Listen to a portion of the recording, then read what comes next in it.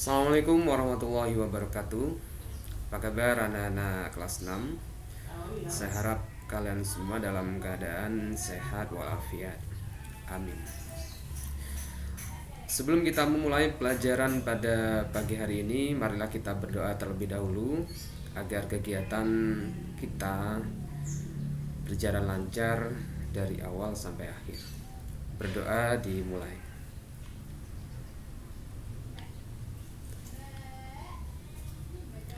Berdoa selesai. Baik anak-anak sekalian, pada kesempatan kali ini kita akan mempelajari tema 1, selamatkan makhluk hidup. Muatan pelajaran Bahasa Indonesia KD 3.1 dan KD 4.1 menyimpulkan informasi berdasarkan teks laporan hasil pengamatan yang didengar dan dibaca. Kemudian yang KD 4.1 menyajikan simpulan secara lisan dan tulis dari teks laporan hasil pengamatan atau wawancara yang diperkuat oleh bukti. Baik, kita mulai dari subtema 1, tumbuhan sahabatku, di bagian muatan bahasa Indonesia. Yang akan kita bahas yaitu pengertian teks laporan hasil pengamatan.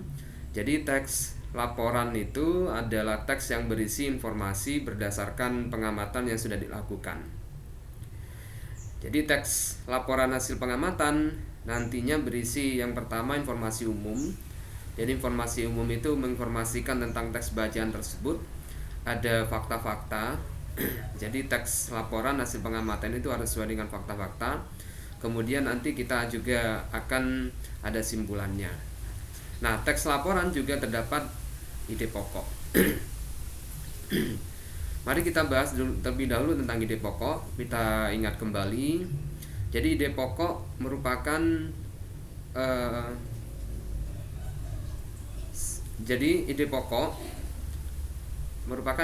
ide pokok adalah ide atau gagasan yang menjadi pokok pengembangan paragraf. Jadi nantinya setiap paragraf yang baik itu pasti memiliki satu ide pokok. Kemudian ide pokok terdapat dalam kalimat utama. Jika kita ingin mencari ide pokok dalam suatu bacaan, maka terlebih dahulu kita harus mencari kalimat utamanya. Nama lain dari ide pokok adalah gagasan utama.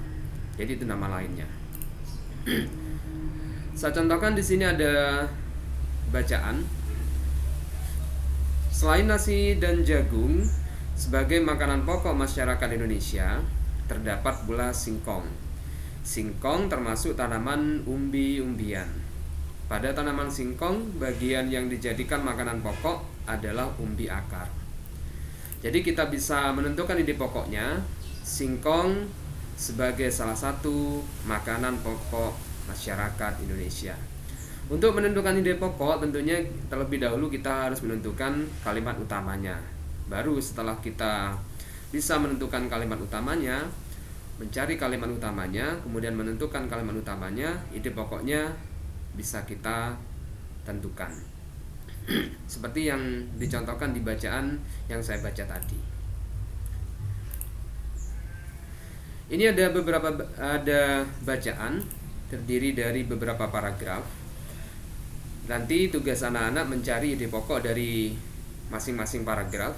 Ini ada 1, 2, 3, ada 4 paragraf. Jadi setiap paragraf nanti pasti ada ide pokoknya. Ini merupakan bentuk teks laporan tadi. Jadi setiap paragraf nanti anak-anak tentukan ide pokoknya.